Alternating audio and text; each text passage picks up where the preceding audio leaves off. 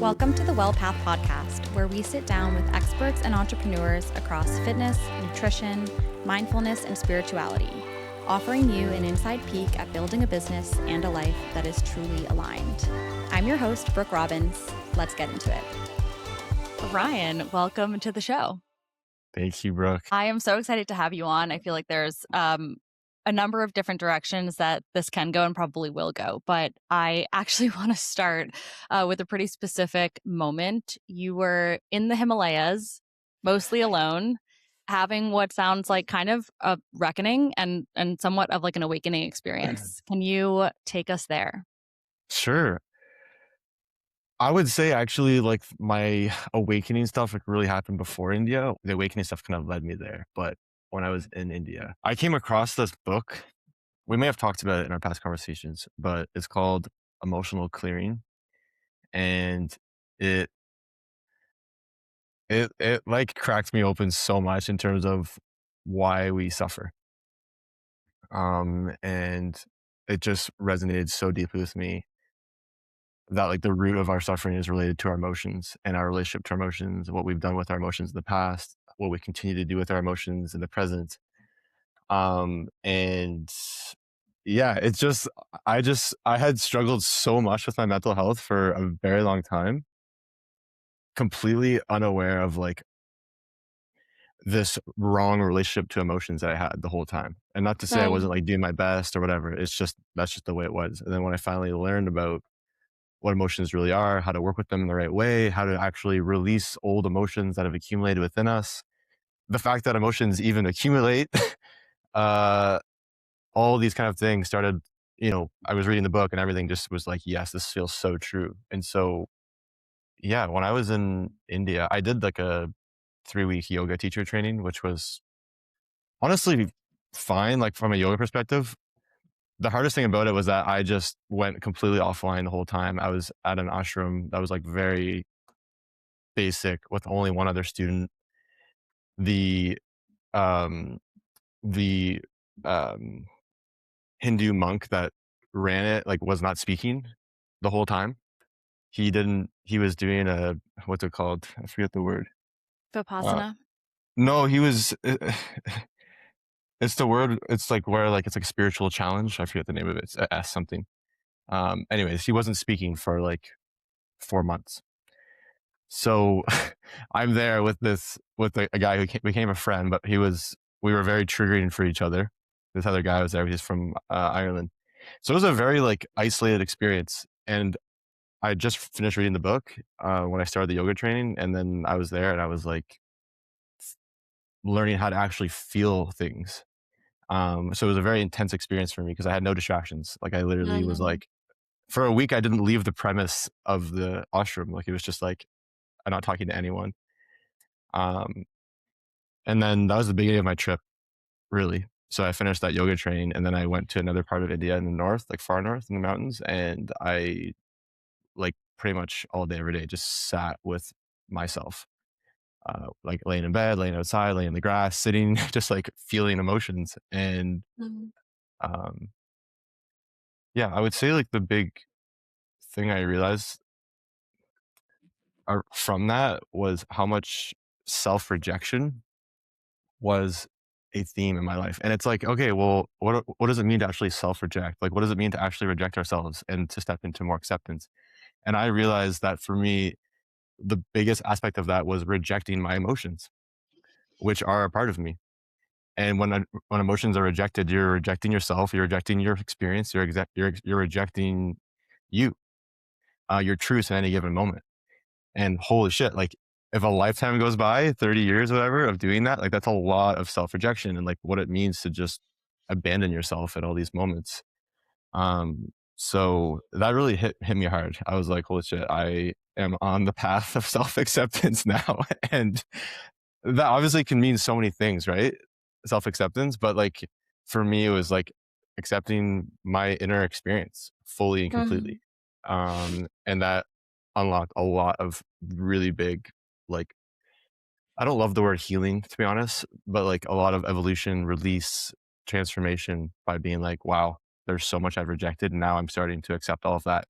And what does it mean to accept? In my eyes, is to fully embrace and allow and feel what is there, and whatever the inner experience is. Like that's, I feel like, ground zero of like self acceptance, to be fully accepting of your experience inside.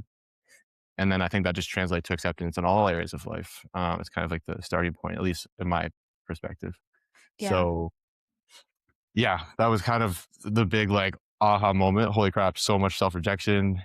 What does it mean to self accept? It means to feel and accept and embrace all these things, and yeah, just kind of see where that takes me. So Yeah. that's kind of the We Cole's notes. we kind of talked about, well, I have a couple of things. One, maybe we'll circle back to this. I would love to ask a question around what you don't like about the word healing, which isn't a criticism, but I'm genuinely curious 'cause I think Sure. semantics are really interesting in this space. Yeah. Um, yeah, so maybe we'll start there. I could, so what I don't like about the word healing, I mean, I think healing is helpful to think, maybe I'll speak from my own experience. It's helpful to think about healing, like, I think at early stages of the journey of going inward and, finding our wounds and releasing things and feeling things. But I have realized that, like, the healing never stops. It's just a continuous process of going within and finding what's there, accepting, feeling, releasing, allowing more of your truth to emerge by that space the old Mm, stuff was holding. Um, but like, it's like healing just has this connotation of like something's wrong and need to be fixed. But I just think yeah. it could be replaced really easily with evolving, or stepping more into my truth. Like it's just the same thing, but for it, like, because I want to heal more, but I don't want to think that there's more wrong with me as life continues. It's just there's more evolution, there's more transformation into my true self. That's just how I see it now, and life just gets better the more that's done. So it's like I'm not working towards healing all my problems. I'm working towards evolving into my true self, and that's the same work, but just a different way to look at it. Yeah, I really love that framing. Yeah, I wanted to say too, so when you were talking about this concept of self-rejection, I'm really glad that you phrased it that way.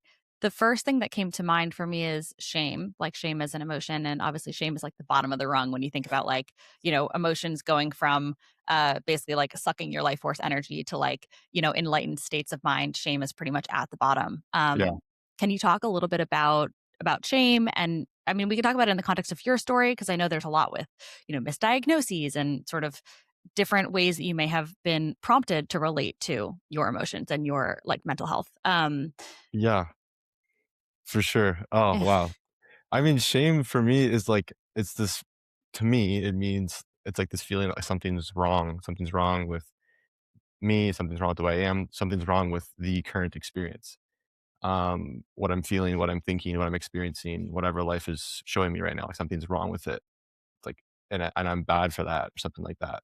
Mm, Um, and that just like immediately blocks off being able to step into the experience and to feel what's there. Like it just literally puts a huge door down on any sort of opportunity to like work through what's alive, by thinking it's wrong or it shouldn't be this way. Like I feel like mhm, shame is like, there's also like that word should, that can be like closely tied to that. Like it shouldn't be this way. I should be feeling this.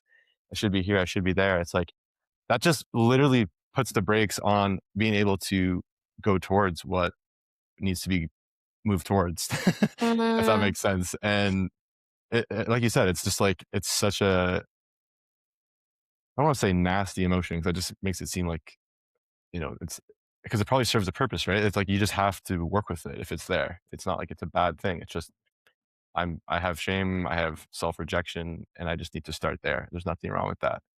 But mm. it's a tricky one, right? It just really stops the flow of accepting ourselves and our past and how things are, and just it stops so much opportunity for healing or transformation, evolution, all that stuff. Yeah, it's interesting. I was actually, I saw a video from a creator. It might have been like literally last night or 2 days ago. I can't remember now. And it's interesting that we're talking about this now because this was sort of a little bit more of a religious take. But I think it applies either way. This was definitely a Christian creator, and the point of the sort of video was that shame and guilt are like emotions that the devil effectively employs to keep you stuck because Mm, shame, right? Guilt says, I made a mistake, and shame says, I am the mistake. mhm. And from the point of I am the mistake, there can be no evolution, to use your term, which I really like this reframe too of like, you're not healing, like fixing something that's broken, but rather evolving.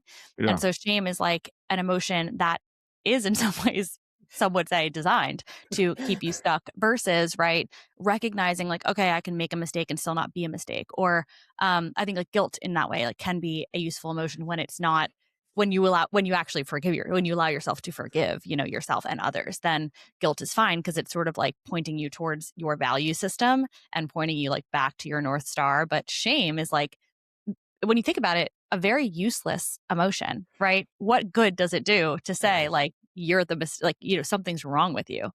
Oh, that is so interesting. It's like I possibly could see how shame is some sort of protection mechanism to like we've become the way we are for a reason. Like our body, our nervous system, everything's kept us safe all along.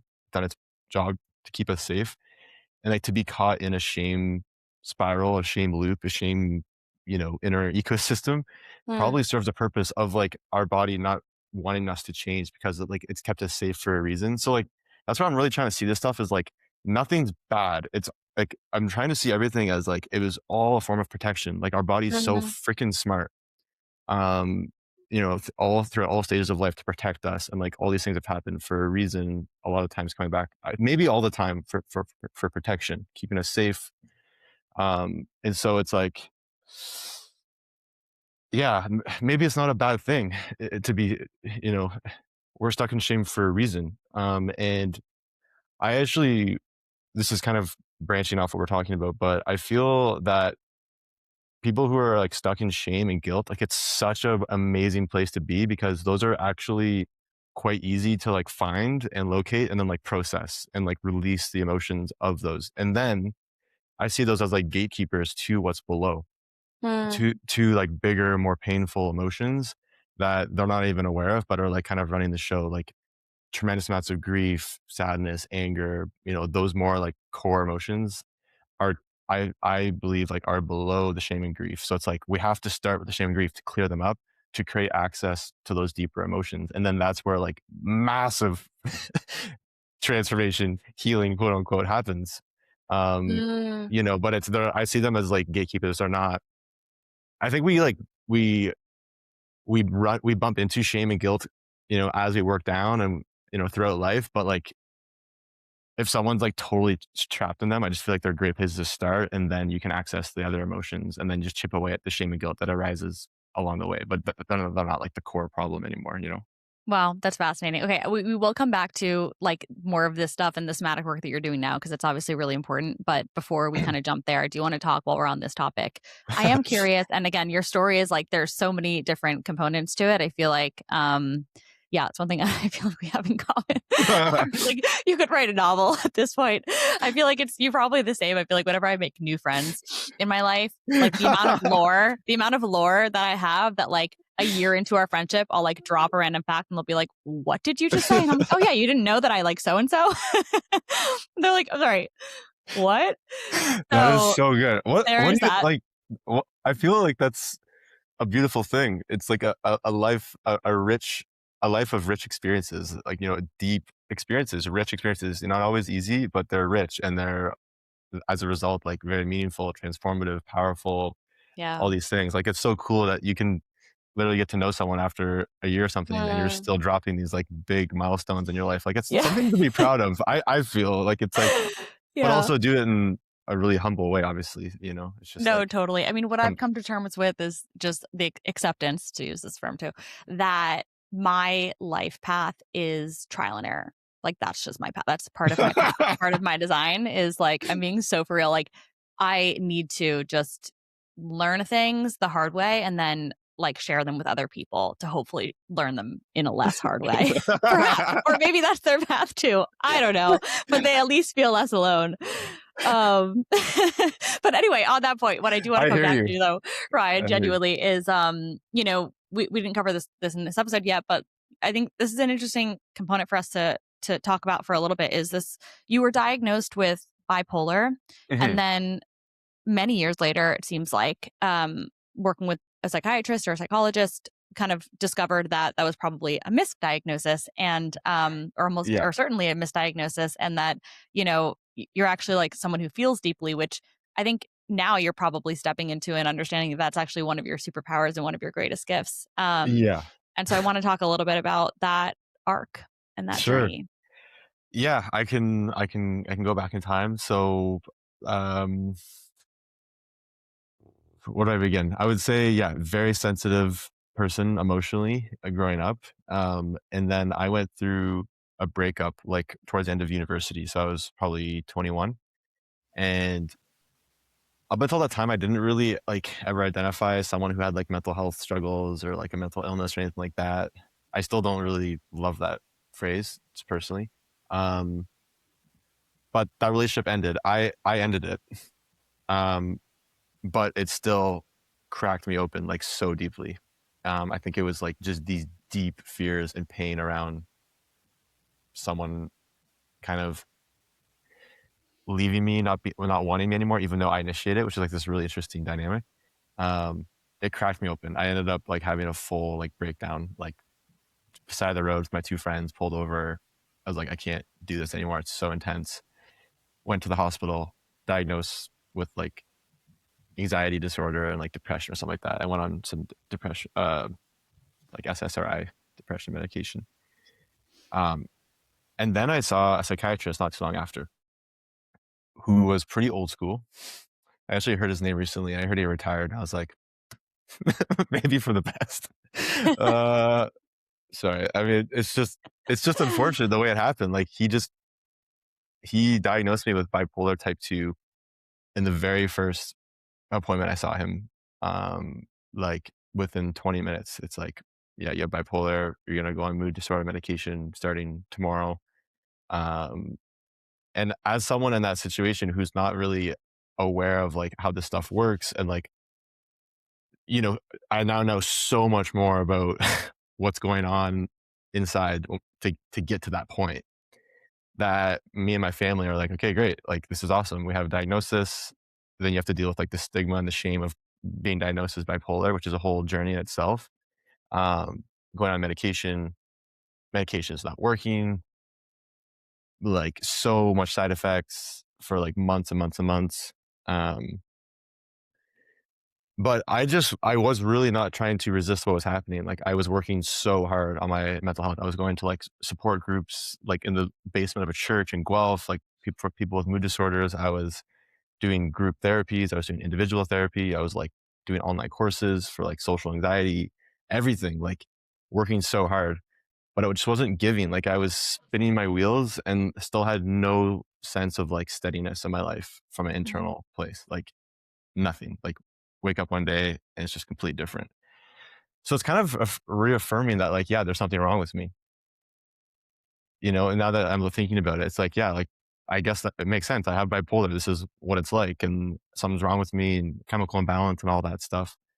Um, and I just kept working. Honestly, like, about a year later, I then got to the point where I was like, I want to start talking about this. I want to share my story.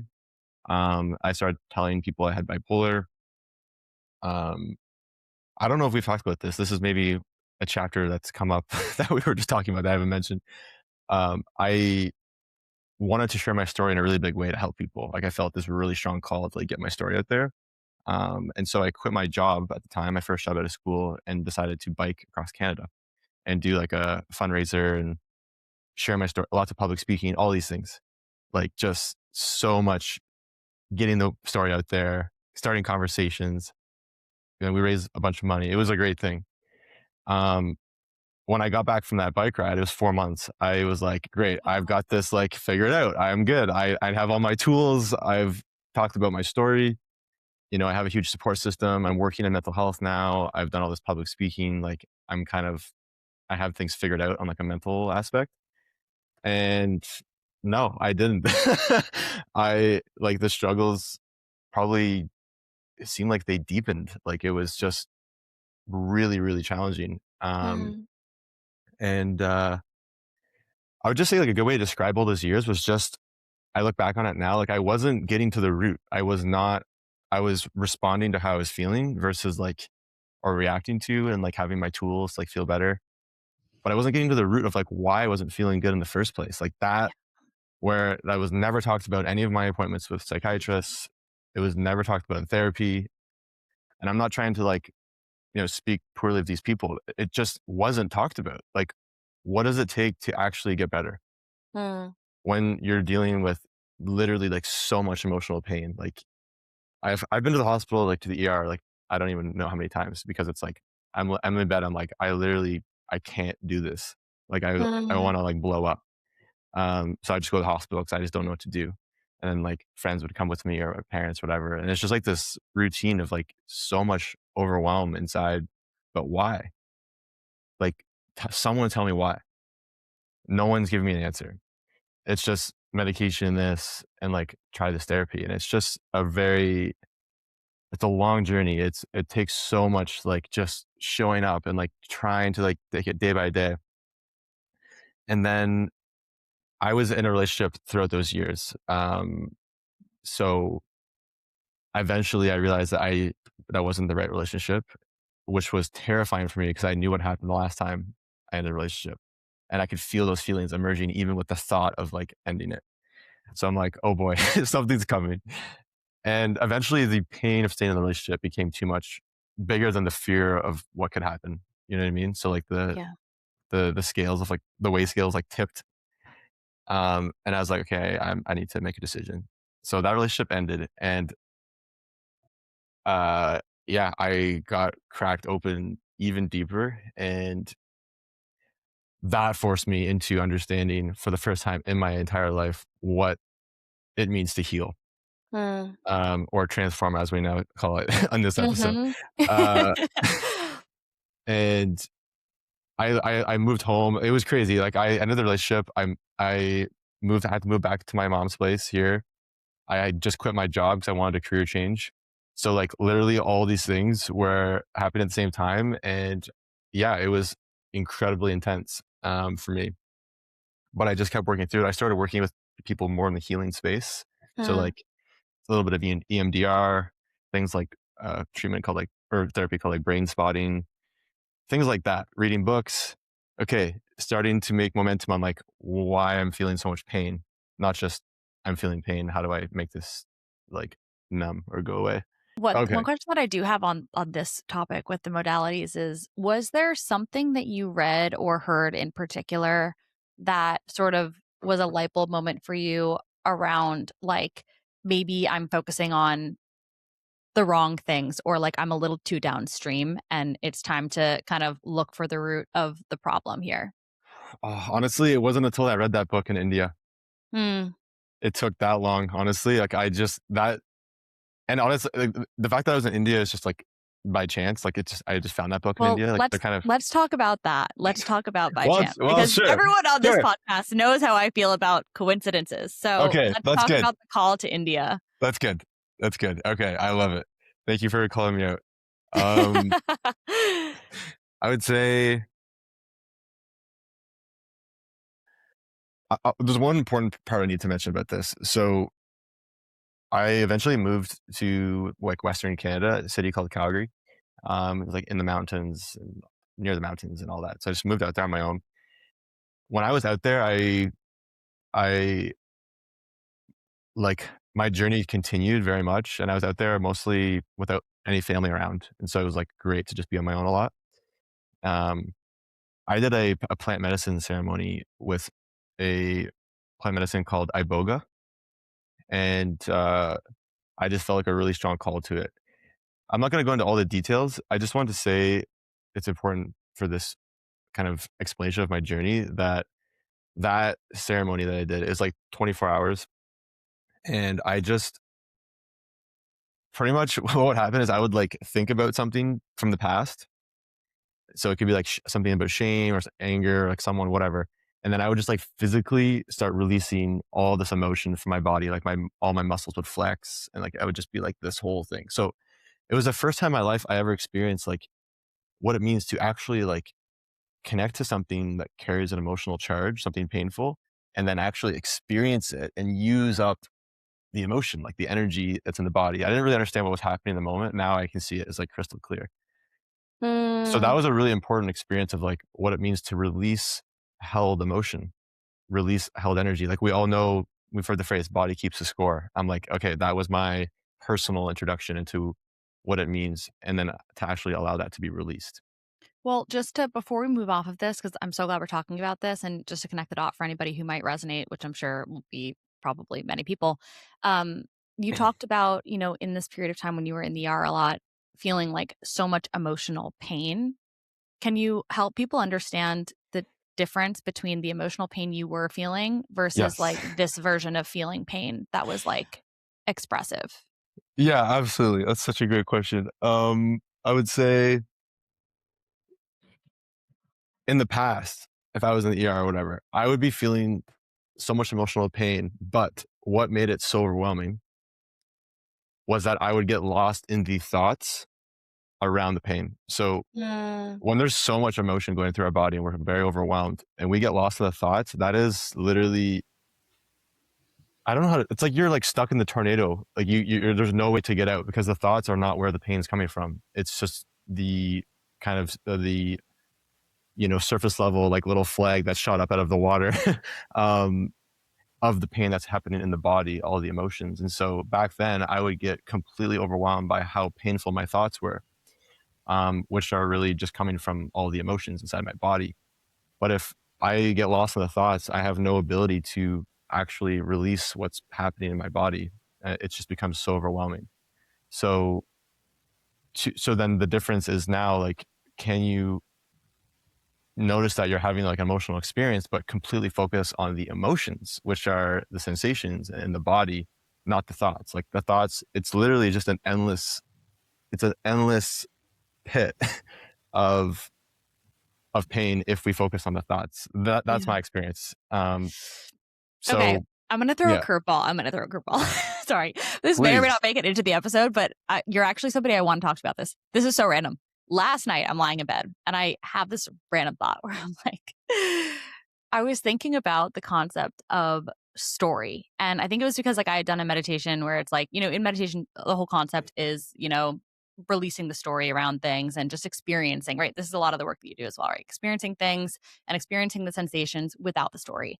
But then I Mhm. was asking myself this question, what then, like, what is the difference between how do you know that something is physical pain versus emotional pain? Because when you really like think about it for a second, emotions, right, are sensations that you also are felt in your body. This is the whole premise. And this is why like going into your body is helpful to release emotion. But if that's the case, right? So emotion and emotional pain is actually a felt experience. And then physical pain is also a felt experience. Like it leads me to believe that the difference between emotional pain and physical pain is story. So it's like you know that something is painful emotionally and not physically because there's like a reason that your mind is attaching to as to why you feel that way. But like Mm. even things like okay, like stomach like and this is where it's like comes really interesting like the link between chronic pain and emotions, right? Maybe there Yes. isn't really so much of a difference, but the whole idea of like your stomach hurts and so it's like, well, is that physical pain or is it emotional pain? That kind of depends on maybe the story that you tell yourself as to why you have a stomach ache, right? Sure. So, Yeah. like, is there no this is a total tangent, but I'm just like, I'm like, I got me thinking, like, is there even a difference? Is pain just pain? Like, That is a it's really, existential. that's a really interesting topic, honestly. Like I know, the more I learn about somatic work and my journey continues, like there's so much overlap between emotional pain and physical pain, and like how accumulated emotional pain presents itself as physical symptoms. Like I know that's not groundbreaking knowledge, but there's obviously overlap, and like we all know that. I mean, we're energy, and emotions are energy. Like it's kind of like if we're just energy, then maybe physical pain and emotional pain are really the same thing, just like with a different kind of label on it, or like a different Mm. wrapping. If it's like a gift wrapping, you know what I mean? Like it's still the same thing that's going on potentially. But that's the thing I actually will humbly say like, I don't know a lot about is like working on the emotional side of physical pain. I'm starting to talk to more Mm. people about that, like people who have reached out to me and say, hey, like I have chronic pain or like skin issues, and I I mean, there's always an emotional component to physical pain, right? Like, whether it's a source or not, I do think if someone says, I have like chronic back pain, okay, I know for a fact there's going to be an emotional component of that because what is your relationship to having that in the first place? Like, Yeah.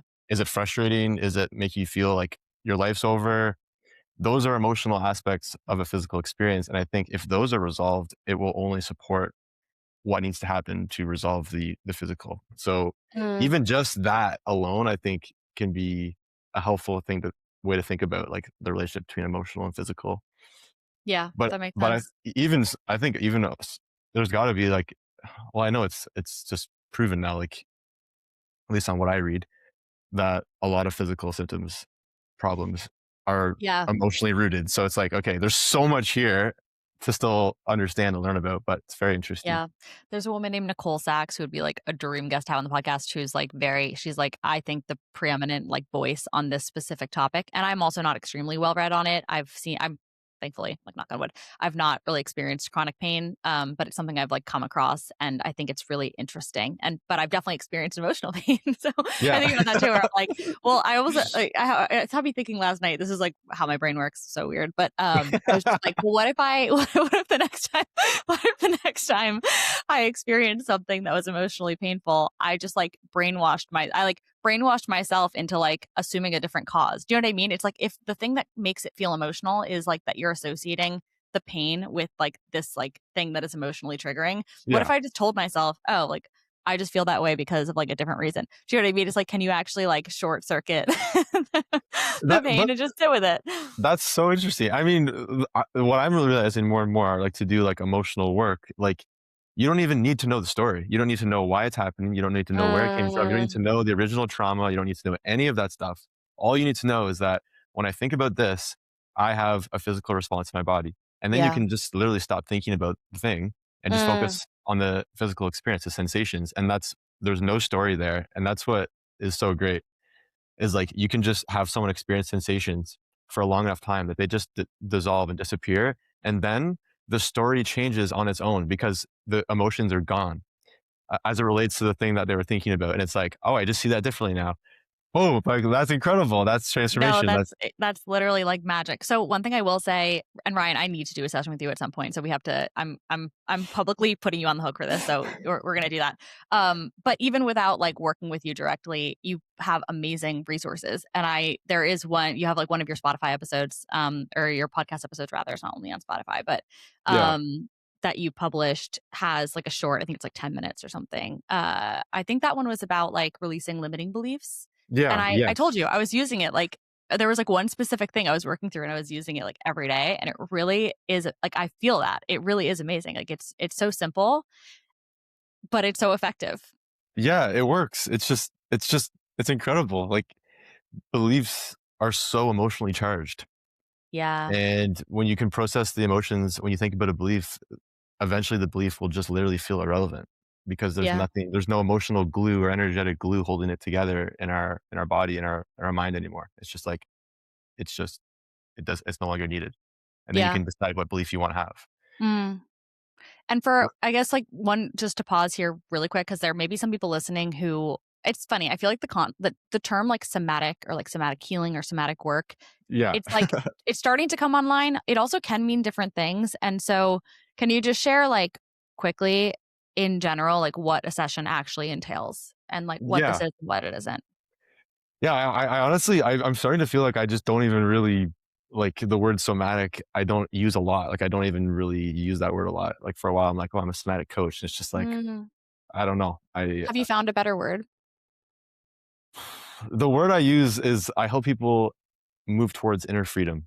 That is the only way Mhm. I know how to describe what happens because whatever you're doing, any sort of this emotional work, you're just going to feel more free after. Like whether you're working through a belief, whether you're working through something from your past, fear of the future, insecurities, whatever it is, like you just feel more free because you literally just clear up the shit that's making you feel crappy or small or limited or whatever it is stuck in your past. So it's like, it's just more freedom, more inner freedom.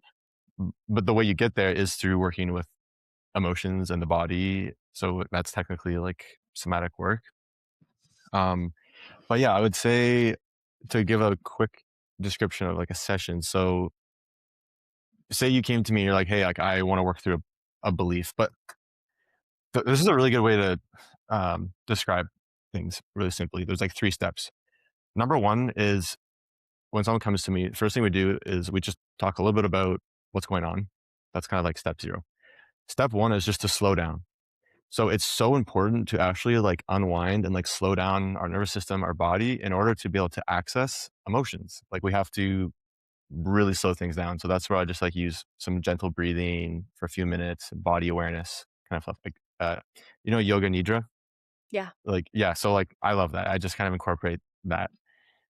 So slow down. That's so important to make the emotional world more accessible. And then step two is we think about the thing that's kind of causing the problem. So that could be the belief, I'm not enough. I'm not enough. You just really connect to that. Or it could be something from the past, like a person, something that happened traumatically. Um, it could be like some sort of fear of the future, whatever. Anything that has like an emotional charge to it, you just think about. I call that picking an anchor Mm, to anchor your mind to. Anything that has an emotional charge that you think about is going to create a physical response. So step two is just thinking about it. Step three, which is the bulk of the session, is then noticing how your body responds. And these sensations that arise when you connect to something that's physically or emotionally charged, emotionally sensitive, are the emotions. Like I've said that a million times in my videos. Sensations, if you want to get really good at like releasing stuff and like healing, quote unquote, transforming, just think of emotions as sensations. Sensations are emotions. So when you are feeling nervous for a presentation and you feel the butterflies in your stomach, those sensations, the butterflies are the emotions, probably of fear and whatever. So that step three is just connecting to the sensations that show up when someone thinks about the thing that's causing them problems. mm, And then it just becomes about experiencing those sensations. To experience a sensation and just literally like almost imagine you're just kind of like, okay, I'm just gonna feel this stuff in my stomach right now. That is using up the energy of the emotion. It's kind of weird to like if we do a session, you'll see it. But essentially, your awareness of the sensation is what allows emotions to be released. Every second you're aware of the sensation is the energy of the emotion kind of getting used up and dissolving. Like it's someone said to me recently, like it's the light of our awareness. Our awareness is the healing. Our awareness bringing our awareness is what brings light to the emotions, and by experiencing the sensations is what allows them to be freed up and wow. dislodged and moved from our system. So our awareness is what heals. And so if you hold your awareness on the sensations, they release, they get processed, they get metabolized. All the stuff you've been avoiding from the past start getting metabolized because you're just aware of how they are being held in your body, which is through sensation. Wow. And if you just I'm kind of getting like chill talking about this. I'm so passionate about it. Like if you just hold your awareness there, like you just work through your shit. And the problem is, I think we can all relate to this, is when we feel big emotions come on, the first thing that happens is a physical response, whether you're aware of it or not. And if we feel that, we typically run from it or we get lost in the thoughts, as I said earlier. That completely brings our awareness away from where it needs to be in order to heal. So if our awareness ends up in thoughts, then it's in thought world, thought land. That's not where the root of the problem is. Or if we just numb ourselves and distract ourselves with food or working out or reading or socializing or partying, our awareness is elsewhere. Our awareness is everywhere else where than it needs to be, which is directly with the physical sensations of the emotions. That's the only thing you have to do. I just had like the craziest light bulb moment because this is something I've been thinking about like since last week. Actually heard a sermon in a church about like pain. It's actually 2 weeks ago, I think. Like basically this concept keeps coming up for me around how pain is like the thing that we avoid. And Yeah, yet, like pain is the path. Pain is always the path to elevation. Like you can't the only way through is pain. And in fact, saw an amazing video that this amazing creator created yesterday. I'll send it to you later because it was sure. pretty long. It was actually like a longer like format than I usually watch, but it was really good. And it was about like the comfort crisis and basically how it's a little bit of a tangent, but I think it's related enough. Please. That like as a society, we've created this sort of paradigm where no one ever has to suffer if they don't want to, right? Like you get your groceries delivered, everything, you're in the elevator, like everything is taken care of for you. Like you never have to suffer or feel any pain. But what that creates is actually, this low level, like not fully identifiable, but ever present feeling of anxiety and dread because it's like the reality is we were built for friction. We were built to, Mm, like love I don't that. know, create light through pain, ultimately. And so I mean, that's depending on what tradition people phrase it in different ways. From a Christian perspective, it's like, well, Jesus, like, it is kind of like the perfect example of how, um, you know, through pain, actually, you are like can be glorified. From Kabbalah, the idea is that there's this light inside each of our souls, and then like imagine there's like an eggshell around the light, and you actually break through that Mm. shell through pain to like reveal more light, but you can only reveal light by going through challenging things, which is Oh, why, for people like us, where it's like you have all of this like drama in your life. It's like people are like, "Oh my God, drama. I'm so sorry for you." I'm like, "I'm not." I'm revealing light. I'm like light left and right. So Yeah, I think it's yeah, interesting how it just keeps coming up. And I think this modality is like an amazing sort of encapsulation of this concept that as much as we think we want to avoid pain because in the short term it feels obviously painful, hence the name pain. But it's amazing to think that actually just being aware and being present with your own pain is the medicine it outside is. of like all of these other things that we try to throw on problems, right? Exactly. It's So so interesting. it's so interesting. I'm so fired up. Like it's just Yeah, I know. I'm like like, "All right, pain. Let's do well, it." it's just it's honestly it's so interesting talking about this because it's just like maybe we need to all have a complete different relationship to pain. You know what I mean? Like and like what it means to be in pain. Like maybe pain is not really a bad thing. Like we think feeling emotions, like painful emotions, is bad, but if you know how to actually experience an emotion, which eventually, the stuff that I do in sessions, I'm trying to just teach people to do in everyday life because then Mhm. whenever you have an emotion come on, you can just feel it the way it needs to be felt, and then it's gone, and you're like, wait, what was painful about that? Nothing. If I just actually pause and feel what's going on in my body, it goes away. Like all emotions are temporary. They're trying to be temporary, but we make them permanent by running away from them.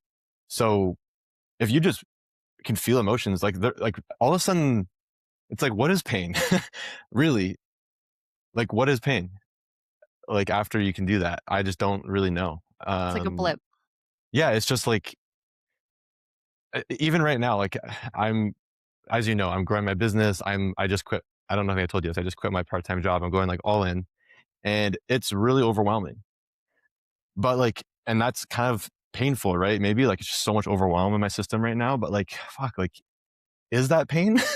It's just Mhm. something that's like emerging that needs to be experienced so that it can pass through me. And then another layer of the shell that you're talking about is kind of broken through. And it's just like, okay, like, what is pain? I feel like suffering is the complete avoidance of this. And then that's kind of, we suffer because we avoid all this stuff. And Mm. that's just easily like, that's I talk about a lot is like I just feel like this work eliminates suffering because you actually just work through things directly and then you're not avoiding things anymore. So like I Wow. don't think suffering is a part of it anymore. I just think now it's like what's your relationship to quote unquote painful inner experiences? And if you know how to work with them, you realize they just are extremely temporary and then you're just back to yourself and you've peeled back or you've broken more of the eggshell, as you say. More of your truth emerges every single time. And it's just like Mm. there's nothing wrong or bad about any of this, really. Another thing this made me think of that I feel like a lot of people will resonate with, and I think about this as like a state of mind that comes up from time to time, and it's top of mind for me because I feel like I was having this with something the other day, and I wasn't. It like took me a minute to become aware of it, and once I did, I was like, I need to figure out what that is. When you're like subconsciously even avoiding something, and it either leads to like procrastination or self sabotage, right? Yes. And it's like underneath the procrastination or the self sabotage is like the avoidance of some sort of perceived pain or whatever. Yeah. And so Yeah. it's like, so it's really interesting. I was thinking like, okay, I think it's a great tool. Like this is such a good tool for those moments because I think those happen like with some like level of frequency to everybody, where you'll realize like, it's like, okay, I've been saying I want to do this.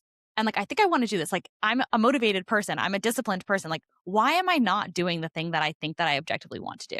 you Yeah. know? And when you Yeah. start to really dig deep, it's like, it's probably has to do with some sort of thing that you're trying to avoid, and then I'm thinking like, "Oh, yeah, maybe I just need to be sitting in Ryan's meditations," you know? He's like, Yeah. literally focus Like on that.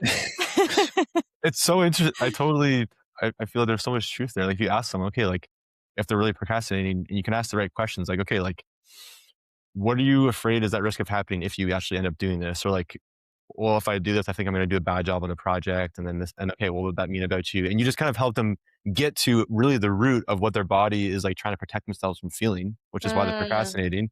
And you mm, process that, and then all of a sudden everything just dissolves, and it's like, oh yeah, I can just carry on, and do what I need to do now. yeah. It's just got to get to the root. Another, like, type of emotional pain that I wanna talk about, and I wonder if this is something that you've the reason why I'm mentioning this is I'm wondering if you experienced this at all. You mentioned that you kind of were doing this bike across Canada, which sounds insane and really cool, by the way. We haven't talked about that, but sort of feeling like it deepened your issues in some way, or you kind of had this realization like, "Okay, I'm actually not handling this that well," and this topic of, like, congruence comes up for me where it's like, when there's a specific type of pain, I think, to like, uh, you can call it misalignment, you know, you can call it misalignment, you can call it like a congruence issue. I think of this, I don't know, for some reason that word really sticks out to me, but it's like when things aren't like fully like mapping up, do you know? Like things aren't like fully aligning. And I Yeah. wonder, yeah, I wonder like what role, if any, has that played in this sort of journey as you've been like navigating. And obviously, I think it's like you're and I'm so excited, by the way, to hear that you quit your full-time job and your part-time job and you're going all in, and we'll talk about Yeah. that more, but, like, as you Yeah. know, I'm a huge believer that that is, like, so good because you're moving, you know, you're moving in the direction of alignment, which is Exactly. amazing, and usually we get there, you know, with time, but, yeah, I'm curious Yeah. if that resonates with you at all. It does, like, just when someone's not aligned, and then what Yeah, the impact of that is essentially. Yeah. yeah, like, the Oh, emotional impact. it's tremendous. It's a whole other layer of suffering that we're introducing into our experience in addition to things from our past and, like, insecurities and beliefs, all that stuff. Like, it's just another category of suffering that's we're bringing into the picture that's just weighing down on our hearts and our experience of life. Um, but the thing is like, this is such an interesting topic. Like, to be misaligned, to not be in alignment with your truth, and maybe it's like the work you do, where you're living, or your friends, or whatever, just not to be in alignment, I think is hard for people, number one, to see. But what I'm really starting to believe is that alignment comes from being able to like listen to your heart, because alignment, being misaligned, is being not aligned to something that's your truth. Like, Mm, and how do you listen and find, how do you find what your truth is? And I feel like that requires being able to listen to your body, listen to your heart, your intuition, connect to your soul, however you want to describe it. yeah, But how does one get there? And I feel that one gets there by actually starting to address their pain. Like, the heart becomes clearer, more loud, when the layers of pain, emotions from the past, all those things are start to be dissolved. And then all of a sudden the heart can speak. And when the heart speaks, that's like, oh yeah, I hate this job, or I want to be working in this field, or I don't want to be in this relationship anymore. I want to be with someone like this. I want to be living here. I want to be doing this. But I feel like that always comes on the other side of clearing out some level of like the emotional pain that we're carrying. Like, yeah, mm, like the heart speaks on the other side of, emotions being cleared up. And it happens right away. Like if someone had a lot of shame and guilt, we're talking about like those, how I see as like first level emotions. Even there, like you process layers of those, and then the heart speaks on the other side of an emotion being released, like every single time. It's like a new truth that emerges. So that's why I'm like, it's so unfortunate that I think so many people are not living in alignment, but like, how do you actually get into alignment? I feel like it, for me, in my experience, this is how you do it. You have to actually go into the things that are causing you problems. And, it's like this idea that I feel like we can only carry so much energy. Like we have like a kind of a capacity. This is just, I don't know if that's fully true, but this is just an analogy. But say each person can only carry like so much energy. And if most of that ball of energy is like old emotions from the past, there's not a lot of space for their heart to kind of speak, like the energy of like their truth. So as old stuff is processed and released, room kind of opens up in this ball, and I feel like it gets replaced with your truth, with authenticity, with your heart. And Mm, that's when you can start listening to how to get into authenticity, into alignment. It kind of comes by clearing up space. yeah. That's my Yeah. perspective, at least.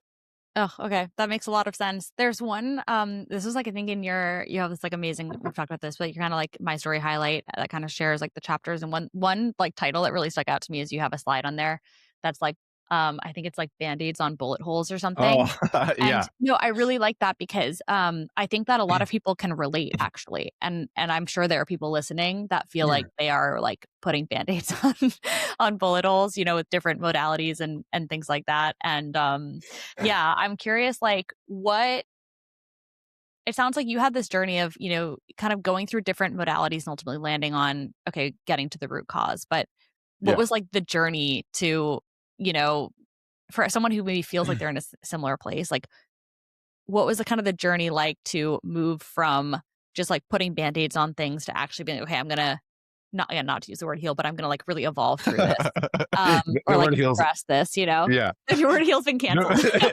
not allowed. I've said it many times already.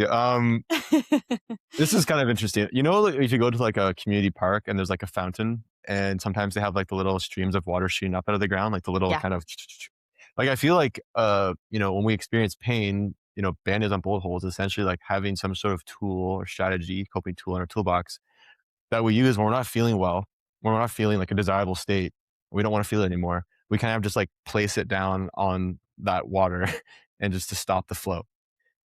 But that does nothing to like address like the source of where that water is coming from. It just literally stops like something from happening in the moment. And I feel like that's kind of another way to think about it, like band-aids on bullet holes. It's that is a perspective of kind of handling how you feel in a way of I'm responding to how I feel to kind of like cope and like Mm, feel a bit better in the moment, kind of get by, you know what I mean? Until I start feeling better again. But that's not root cause work. That's maybe like an earlier stage of a journey. At least it was for me to like just get by, like feel better, like maintain a job, maintain friendships, like not freaking go crazy and like just get by. So it serves a purpose. But if someone's wanting to go to the reason why they even have to use so many band-aids or things to cover up the fountain, then that's a different question and that's a different journey of going to the root. mhm. And it's like I started asking myself the question, why do I need so many tools in the first place? Like, why the heck do I need thousands of these little strategies to feel better, to handle when I'm not well? Like, those are not getting to the root, clearly. Yeah. They're definitely beneficial. So then then it's just it's a different journey at that point. It's, Mm, what does it mean to actually go to the root? And I think that's possibly a different journey for everyone.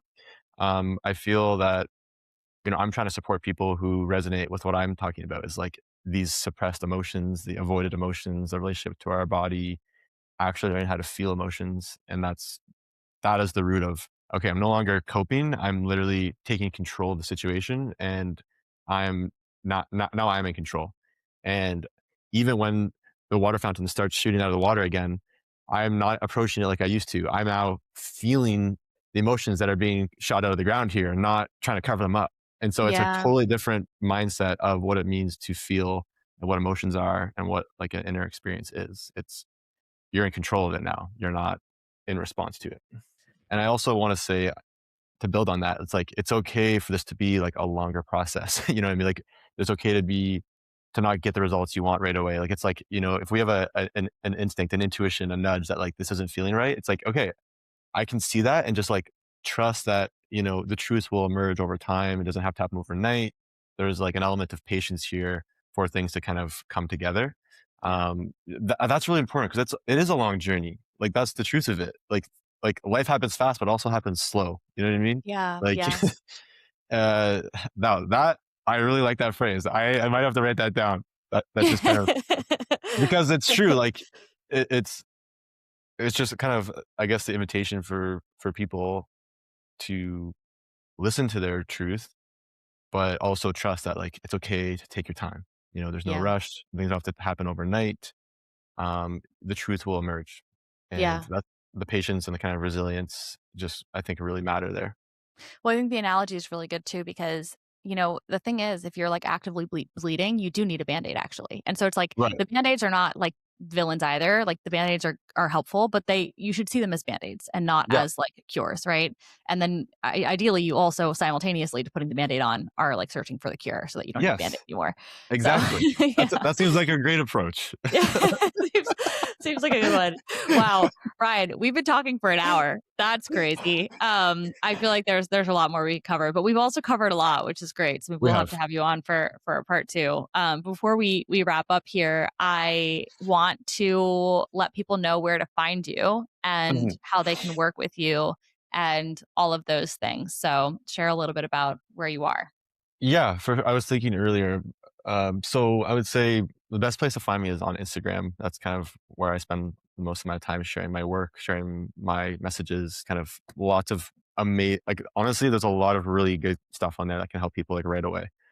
It's so my account's, called Ryan Martin Inner Freedom, and, yeah, check out the account, but then if people are like, "Hey, something about this is resonating, like, I feel like there's stuff I could work through and release, and I wanna have this better relationship with my emotions and get on this path of inner freedom," just send me, like, a DM, the word "discover" or discovery, and then I can at least just we can ask I can ask some questions, and we can just take it from there. But I would say that's a good place to start. Amazing. Yeah. Awesome. Definitely recommend connecting with Ryan. And Ryan, thank you so much for coming on.